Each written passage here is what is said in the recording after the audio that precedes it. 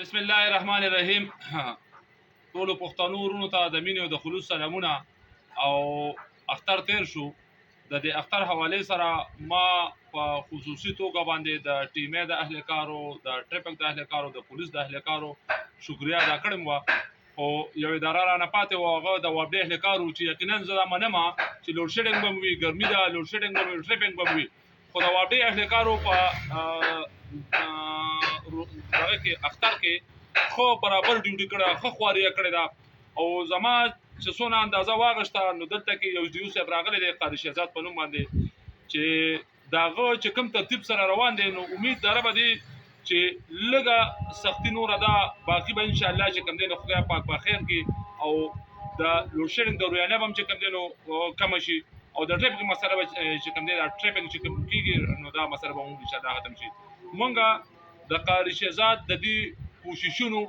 چې دا کم هغه لګیا دی کوي، موږ ډېر زیاته شکریا ادا کوي، او موږ ته په حیثیت د یو عام شهري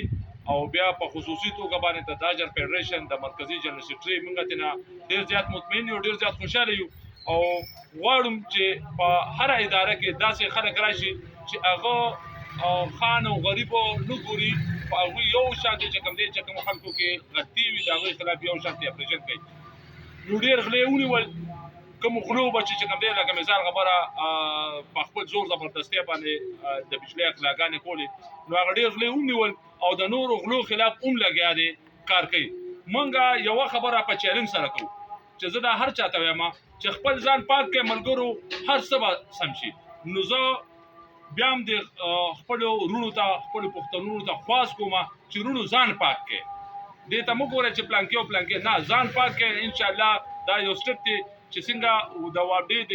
ایزریو صاحب یو ښه کار شروع کړی دی، موږ ستاینه کوو. دغه شانتې موږ به چې کوم دی د ملګرو ته خواست هم کوو چې تاسو هم چې کوم دی لکه مثال خبره ده کې مونږ خو الحمدلله تاجر فیډریشن یو ملګری داسې نشته چې هغه به چېرته ډایرکټ کنیکشن لګولی وي، یا به چېرته هغه اوس د بجلۍ اغلا کړی وي، یا به په هغه باندې چېرته له 100 روپۍ چې کوم دی بقایا جات. الحمدلله مونږ خو ټول د دې خبرو نه پاک یو. ټیک شو، باقي نور خصوصي هغه سیاستدانان دي او که هغه د تنظیمونو خلک دي او که هغه نور دي، هغوی ټول ته زموږ دا خواست دی چې خدای ته وګورئ، ځان پاک کړئ چې دا سیستم ټیک شي، ځکه چې دا غریب ولس چې کوم دی لکه د دې ګرمۍ د وجې نه، لوډ شیډینګ د وجې نه دغه